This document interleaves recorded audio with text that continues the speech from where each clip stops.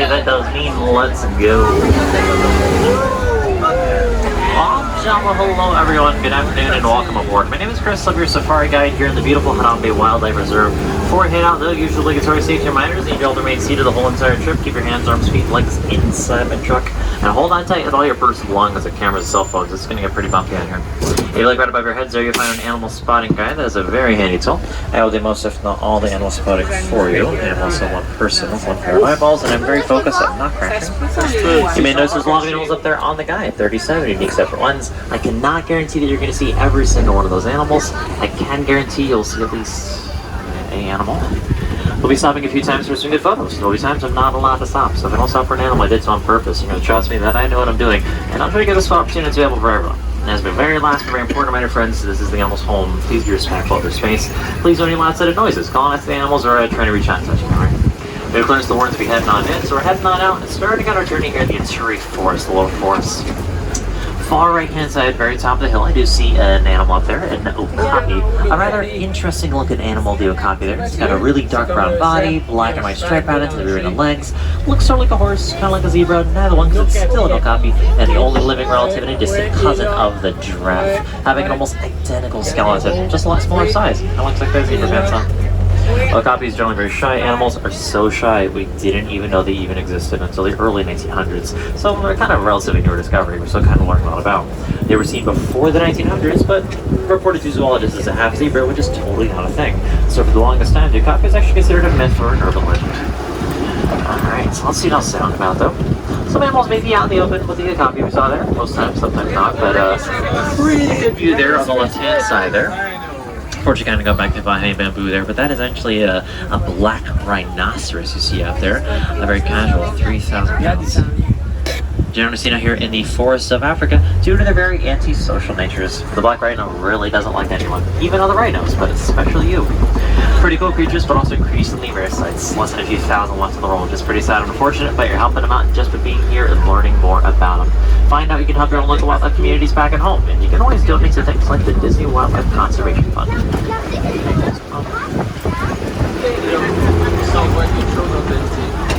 Come up here on the left-hand side again. All at the very top of the hill there, those copper or orange antelopes you see up there are all bongos. Beautiful species of antelope, the bongo there. Nicknamed the ghosts of the forest, they're very rarely seen up close, so don't take it personally, they're all the way up there. And also far left-hand side, down the little path to the back trees there, those are some greater kudus. So the bongo and the greater kudu we saw over there. Overall, I gotta say, a great start to our trip, friends. We've already seen a few different kinds of animals. However, we've got lots of other places to be. We're moving right along, so loose and fancy free.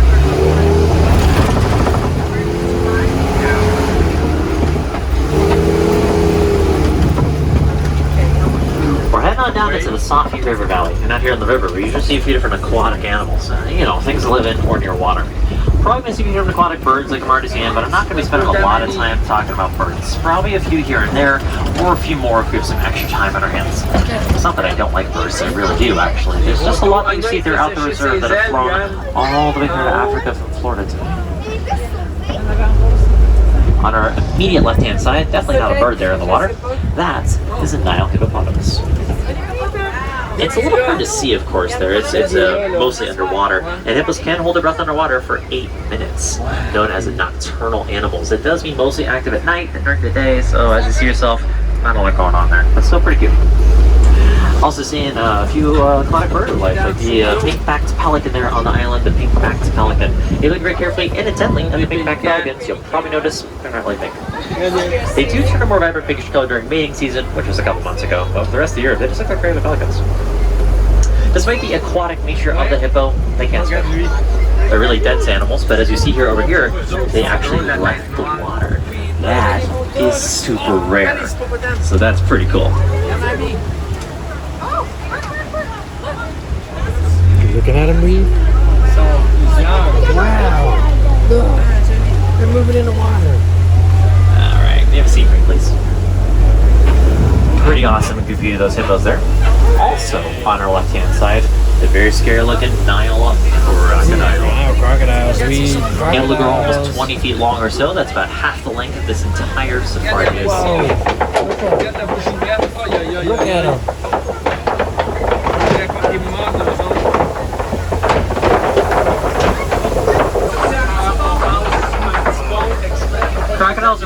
predators, they don't really need to hunt. Everything needs water eventually. We're going to eat about once a week. Powerful jaws able to crush and break the bones of cattle and antelope. Can apply over 2,000 pounds of pressure per square inch. Make sure how much force it is. It's one way to get the job done. A group of animals typically will have a special name attached to it. So, for example, we saw things like a float of hippos, a pod of pelicans, and a fast of crocodiles. Looks like we got a bit of an unscheduled stop up ahead of us. We'll be hanging back here for a few moments. Keep in mind that this is the animal's home, it's where they live, so they are free to roam around wherever they like. That does mean they sometimes wander in and out of the roads. So we had to wait sometimes for animal clearance, or we'll go pulley throughout the reserve. That's what you leave for really, really slow.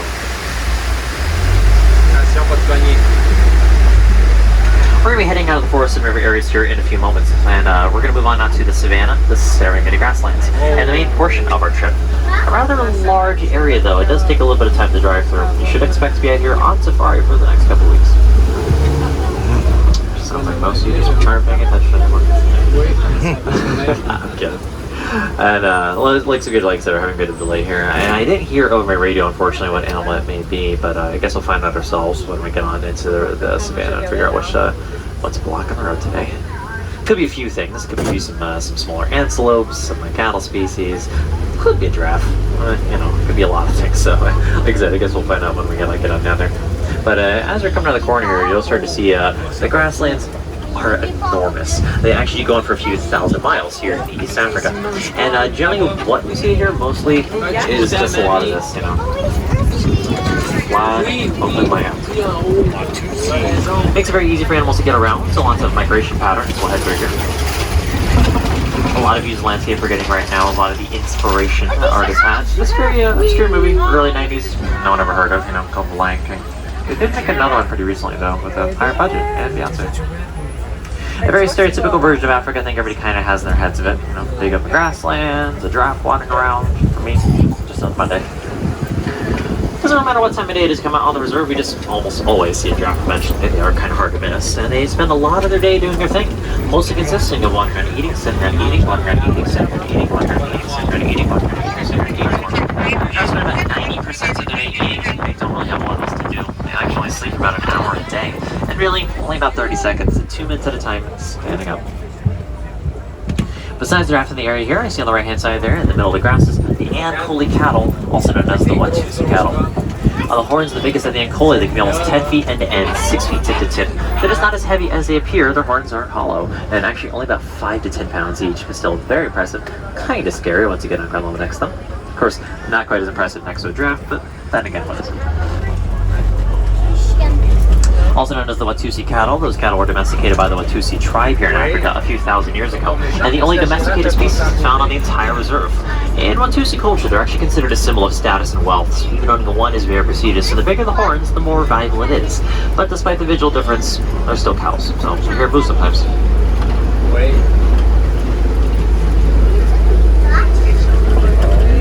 Check that out. We begin. So low. Hyenas in there. You see me here? You see him? On our left-hand side, it's really hard to see there, right in front of the cave structure, you see those kind of sleepy dogs? They are dogs. African wild dogs, also known as painted dogs for the beautiful coats. They're really cute and adorable because they're dogs, we all like dogs, of course. However, also the best and most successful predators on the entire continent of Africa, so they're really cute and adorable over there. Far left-hand side, all the way in the back there, those are some sable antelopes, gorgeous creatures of sable antelopes. Notice how the horns curve backwards, a defensive adaptation, protecting the neck and back from predator species. Circle them all back on around to the giraffes now. Pretty good view there on the right-hand side.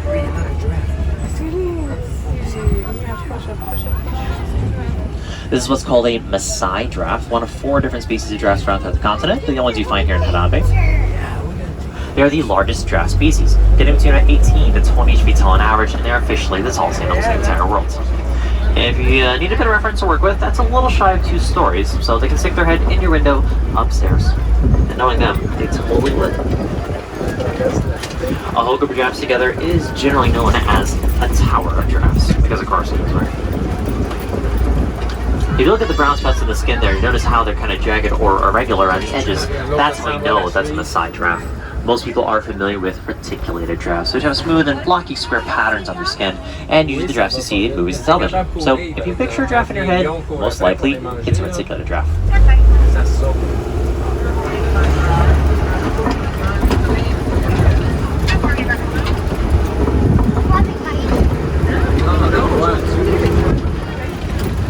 Here's those ankle Watusi one more time there in the grass right now.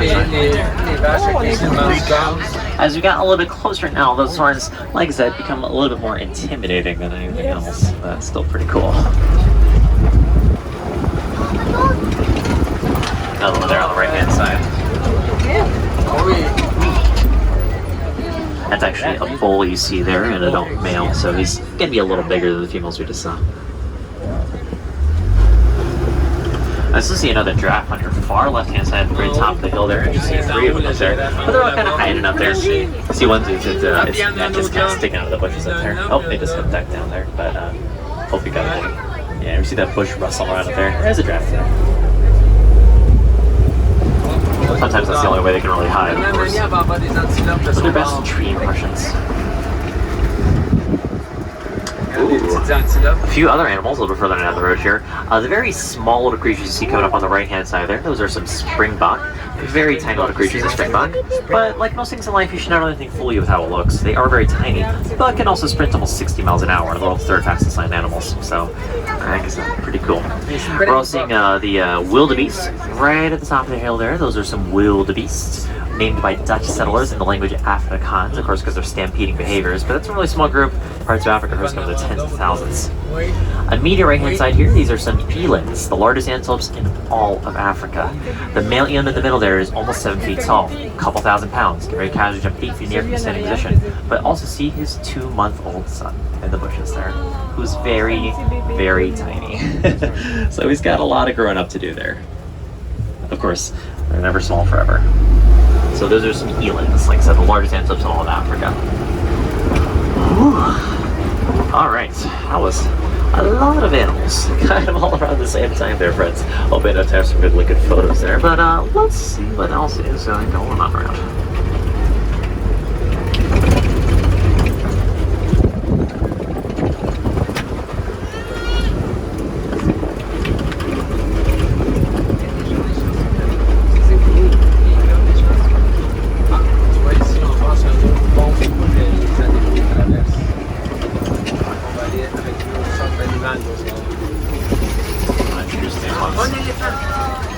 Pretty good to look close by these guys too. Beautiful creatures, my personal favorite. So you might have seen this one closest to us actually grab some dirt there and threw it all over himself. He's doing it again here. Or she is, I think, actually. And that's very, very important because elephant skin is very sensitive, just like yours actually. And they do get sunburns, just like you and I, which we can all agree are terrible. Because they use mud and dirt as a form of sunscreen. On our left-hand side, I do see some monkeys. Some mandrills, the largest monkeys in the entire world. Now, if you can't get a good look, they do have a very distinct blue and red nose, of course, just like Rafiki from The Lion King. A group of monkeys is a troop of monkeys. And in the animated 90s Lion King, Rafiki is actually a cross between a mandrill up top and a baboon down the bottom. So it's more artistic license, and why a lot of people do confuse those animals for the same thing. Now, what we didn't see over there with the mandrills was actually an adult dominant male who's considerably larger than everyone else. He's almost 100 pounds, almost 3 times the size of females. He's really hard to miss because he got a big blue butt. So we saw a couple elephants, some mandrills. That's really cool there. We got pretty close. Like I mentioned, African elephants are my personal favorite animals. Some really cool things about them. Their incredible size, definitely, but also those really cool trunks they have. A bit of a combination of the nose and upper lip and how they eat and drink without having to bend down. Imagine a creature the size of an elephant having to bend down be a lot of wasted energy, so those trunks are a handy shortcut, allowing them to consume almost 500 pounds of vegetation and 50 gallons of water a day, which again does sound like a lot, but not really when you're that big. Unfortunately, numbers like that kind of put them at odds. People sometimes here in Africa who demand more land and resources every year, and the elephants need the land and resources that they already have. They're very susceptible to things like habitat loss and climate change. And one of the things that we do focus on as we expand here in Africa is a way for us to continue to coexist.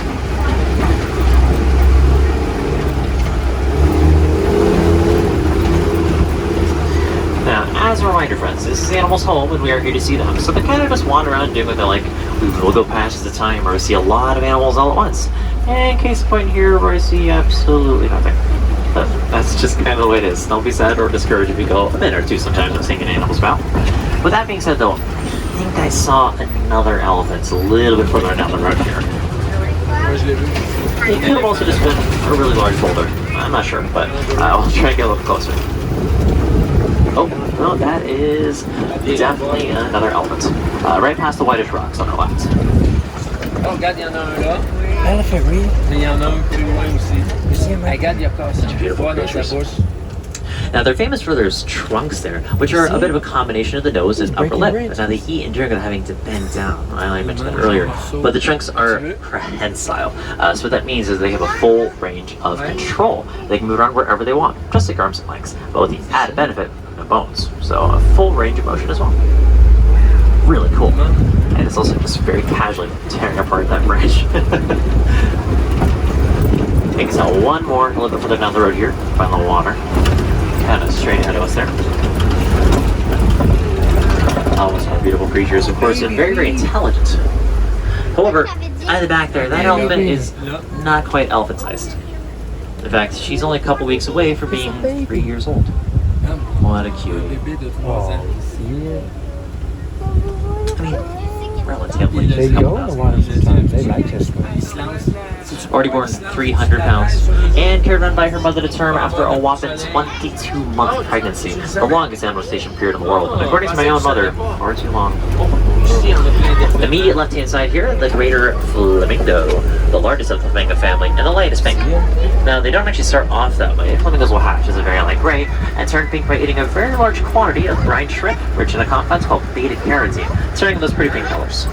I mentioned a few animal group names earlier on, and flamingos are no exception, having my personal favorite, what you see here referred to as a flamboyance of flamingos, which is a lot of fun to say.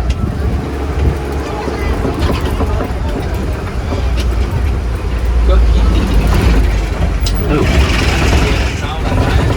We're going to be going a little slower through this next area, a little bit more cautiously.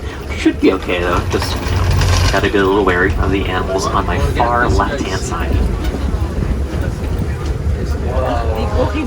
Now, at the very beginning of our safari, we did see a glimpse of a black rhinoceros. Over there, the much larger southern white rhinoceros. Almost 5,000 pounds. It can charge at about 35 miles an hour.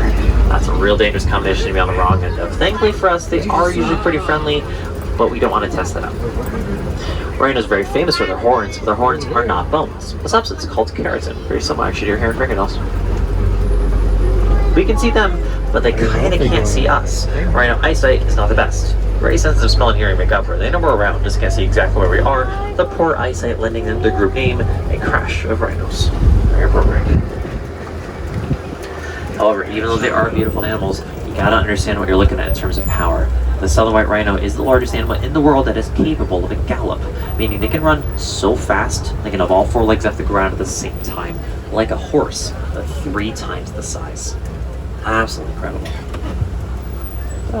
Let's not overstay our welcome. I do see another animal here, but this one is very difficult to see. So, right at the top of the hill, up in the middle there, that is an African cheetah. Ooh, there's actually 2 of them there, but they're really hard to see. Really, all you see is like the black spots and the yellow there. So they are there, but like I said, still really difficult to see. So if you can't find them, I want you to feel bad about it. Unless you're lucky, maybe we'll find one more.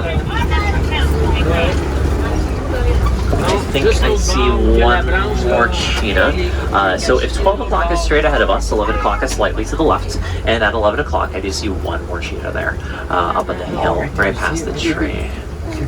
Now they are very well known for being the world's fastest land animals. Also, the cats. Don't expect a lot. With that being said, they can reach top speeds of a little over 70 miles an hour, or about 115 kilometers an hour in about 3 seconds, which is pretty crazy. However, it can only maintain the speed for a few minutes before they pass out, so they don't actually use it a lot. In the years of German Hanabe, I've personally seen a cheetah sprint only once. A group of cheetahs together is actually pretty rare, a coalition of cheetahs, and they are the smallest of the large cats, only the size of actually a medium-sized dog or so. A lot of people like the larger, but they're very often confused for leopards, which are similar looking and slightly larger animals. I like people who confuse them again for the same things. Straight ahead of us here, we do see 3 adult female ostriches, the largest birds in the entire world. See it right there? We can tell these are all 3 females because of their gray feathers. Male ostriches have black feathers. And there's also some bontavox up on the hill above them. Now, even though ostriches are birds that have wings, they can't fly. Their wings are actually too small and the wrong shape. However, they can sprint about 45 miles an hour, making the ostrich the fastest land animal in the world on 2 legs. A very important distinction. Look on your left-hand side, by the way. I was waiting for someone to say it. No one said it, so I'll do it for you guys. They've been sitting there this entire time staring at you. You see those lions? Now, thankfully for us, lions only hunt at night, so we don't have to worry about too much right now. Again, that does not mean we're going to overstay our We welcome. don't want to come over too close. In a typical pride of lions, females outnumber the males, sometimes at a 10-to-1 ratio. So the females actually run the show, not the big fella over here. He's more of a stand-up guy kind of guy. And while, yes, they are beautiful, ooh, look at the muscles here. It's a lion. She can sprint almost 50 miles an hour, pounds 20 feet to jump, can whisper quiet, and sings 6 times better than you at night. And also works together to take down their prey, the only large cat species in the world to do so. And if you know much about cats, or a couple of them like I do, you know he's not really sleeping, he's just pretending. Around the corner here, an animal almost as famous as the lion. Some cute little warthogs. A group together is a sounder of warthogs. And a lot of people do call them Pumbaa, but that doesn't mean warthog in Swahili. It doesn't even mean big, actually. It's slang, roughly meaning the silly one, which I guess makes sense. And once more, I do see the southern white rhinoceros straight ahead of us there. Kind of on the right-hand side as we make the turn. And also on the ground on the right-hand side, some ostrich eggs. We did see ostriches a little while back, and if it doesn't seem like the ostriches are super concerned with those eggs, they're not. Ostrich eggs do lay eggs continuously, like a chicken, you know, so they're not always going to make another ostrich. If they can't do it as often, it's because those eggs are so large. They're actually almost 5 pounds, or the equivalent of about 24 chicken eggs of material.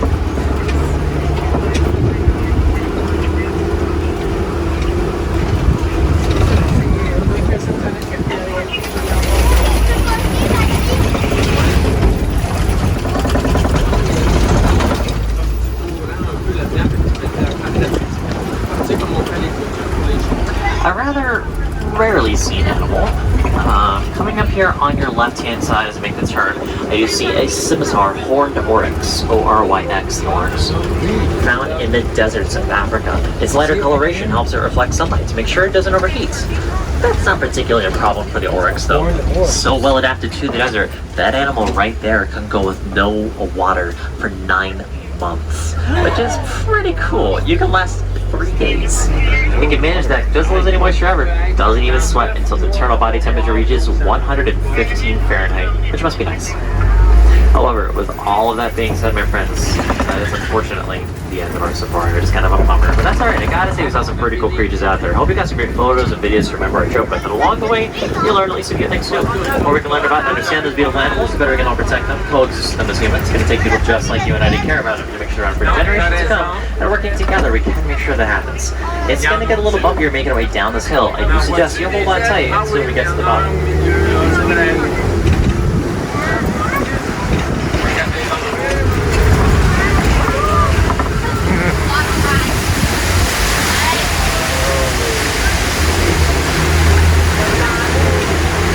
Dropping off the warning sign post up here in a few moments. So make way out there, just start gathering up all your personal belongings. And make sure you take everything off the truck that you brought along with you.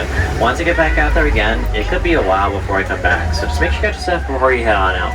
If you're looking for other cool animals nearby, you don't have to go too far. Right next door, actually, you're going to see signs point your direction out Gorilla Falls Exploration Trail. Head over there to check it on out. Lots of cool stuff over there we didn't see on the reserve, like the zebra, the meerkats, the western lowland gorilla. And if you're very lucky, you may see over there on the trail a 6-month-old baby gorilla. Just the cutest thing you've ever seen in your entire life.